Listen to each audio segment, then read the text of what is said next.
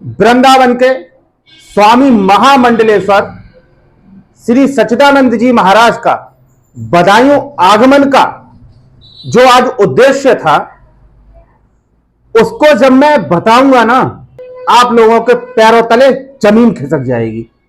राजकीय आश्रम समरेर दातागंज बदायूं, जहां पर पढ़ती हैं 2 बच्चियां और वहीं हॉस्टल में उनका निवास होता है।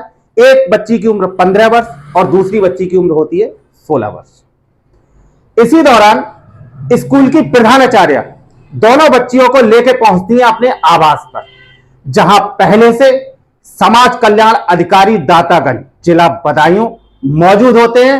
और जब बच्चियों को वो देखते हैं तो बुला के अपने पैरों पे बिठा लेते हैं। इसी बीच प्रिंसिपल निकल जाती हैं कमरे से बाहर और वो अधिकारी करने लगता है उन बच्चियों के साथ अश्लील हरकतें।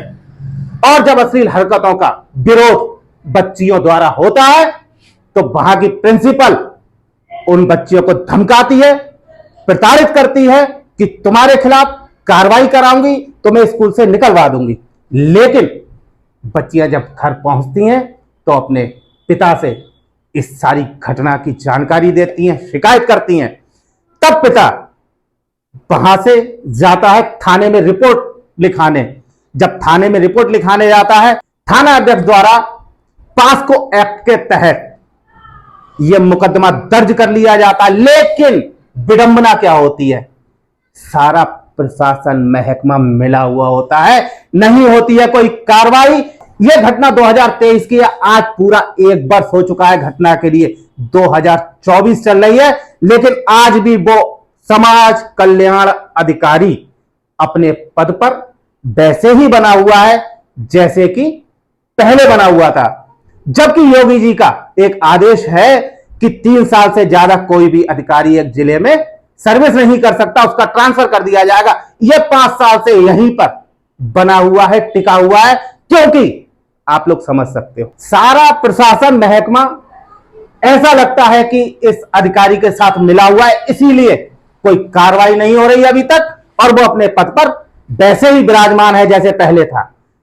इसी पर सच्चिदानंद महाराज जो कि वृंदावन से आए, इसी उद्देश्य को लेकर आए कि इस पर कोई ना कोई कार्रवाई करानी है। और उन्होंने एक अल्टीमेटम दिया है प्रशासन के लिए। जिस तरीके से तौकीर रजा के खिलाफ उन्होंने आंदोलन किया था, पुरजोर आंदोलन किया था बरेली के अंदर, तौकीर रजा को बरेली छोड़ना पड़ गया था, उसी तर्ज पर अगर प्रशासन में सुनवाई नहीं हुई तो बदायूं में भी वही चीज देखने को मिलेगी।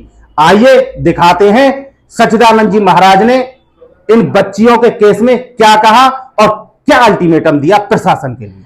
आज बदायूं आने का जो मुख्य कारण है वो 2 बच्चियों को इंसाफ दिलाने का है। 2 नाबालिग बच्ची जिनके साथ हमें शब्द भी कहते हुए शर्म आती है, क्योंकि बच्चियों का मामला है, जहां बेटियों का मामला होता है वहां बहुत कुछ सोचना पड़ता है। दातागंज के थाने में 22 जनवरी 2023 का ये मुकदमा दर्ज है और इस मुकदमे को दर्ज होने के बाद पास्को एक्ट में मैं तो ताज्जुब कर रहा हूं।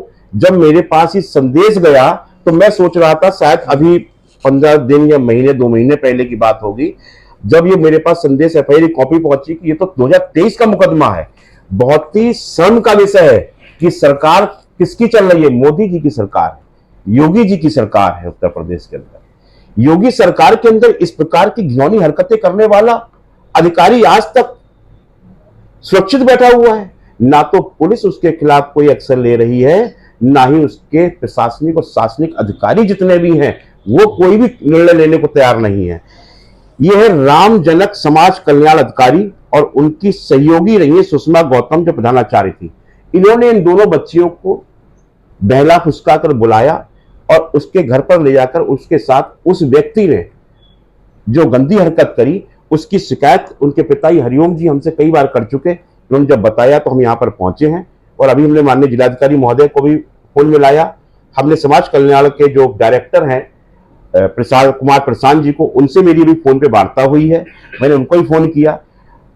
सोचने का विषय है कि माननीय मुख्यमंत्री जी के साफ आदेश हैं कि एक जिले में 3 वर्ष से अधिक अधिकारी नहीं रह सकता, 5 वर्ष से अधिक मंडल में नहीं रह सकता, लेकिन ये व्यक्ति 5 वर्ष से यहीं पर विराजमान है और इस प्रकार के एक नहीं अनेकों कृत्य करे होंगे, अनेकों ऐसे घृणित कृत्य इस नालायक व्यक्ति ने करे होंगे, लेकिन स्वयं जब बैठा हुआ है तो ये प्रशासन पुलिस सबको गुमराह करता है धन के बल पर, अपने ताकत के बल पर, क्योंकि कोई ना कोई तो ताकत ऐसी जरूर विशेष रूप से है जो 5 वर्ष से इसको नहीं हटा पा रही है।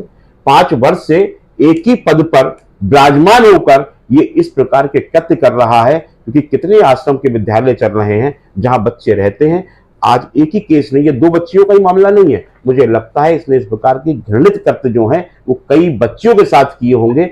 हम यहाँ पर आए हैं, जिलाधिकारी महोदय से मांग करते हैं कि जिन बच्चियों का वेतन नहीं मिला उनको वेतन भी दिया जाए, एक प्रधानाचार्य को हटाया गया उनको तत्काल प्रभाव से उनका चार्ज दिया जाए, और इन बच्चियों के साथ जो कृत्य किया गया है तत्काल प्रभाव से इसकी सही से जांच कराई जाए।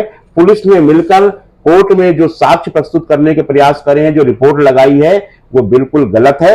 हम अगर माननीय जिलाधिकारी महोदय बदायूं इस पर कोई भी कड़ा कदम नहीं उठाते हैं तो मैं यहां पर जिस प्रकार से मैं आईजी के दरवाजे पर जाकर बैठ गया था, तौकीर रजा के खिलाफ मैं जिलाधिकारी बदायूं के दरवाजे पर आकर बैठ जाऊंगा और सीबीआई की मांग करता हूं कि अगर तुमसे नहीं संभलता है केस, इतने नालायक हो चुके हैं अधिकारी, तो आप जाइए सीबीआई को जांच दीजिए, हम सीबीआई से जांच करवाएंगे। इस दूध का दूध पानी पानी करके रहेंगे और इस अधिकारी को ये राम जनक जब तक जेल के अंदर नहीं जाएगा तब तक मैं शांत नहीं बैठूंगा, किसी भी कीमत पर शांत नहीं बैठूंगा, इन दोनों बच्चियों को इंसाफ दिलाकर रहूंगा।